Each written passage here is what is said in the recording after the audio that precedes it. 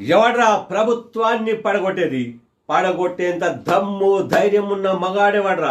పండబెట్టి తొక్కుతాం. 3 నెలలకో 6 నెలలకో కేసీఆర్ ముఖ్యమంత్రి అవుతాడని ప్రభుత్వం పడిపోతున్న కొడుకులను యాప చెట్లకు గట్టి కోదండం వేసి కొట్టుండ్రి. లాగుల తొండలిడవండ్రి.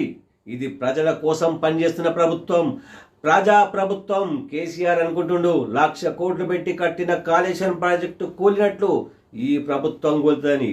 నువ్వు దోపిడీకి పాల్పడ్డావు కాబట్టి ఆ కాళేశ్వరం గాలి వస్తే కొట్టుకుపోయింది. ఈ ప్రభుత్వం గాలి కాదు కదా.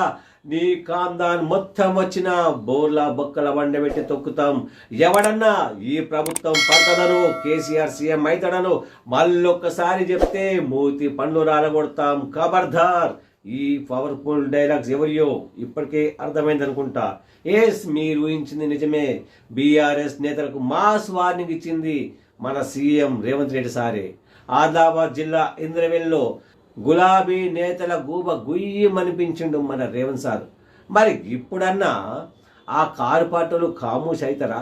మళ్ళా మా కేసీఆర్ సీఎం అవుతాడు అని మళ్ళా రేవంత్ సార్తో తిట్ల పడతారా?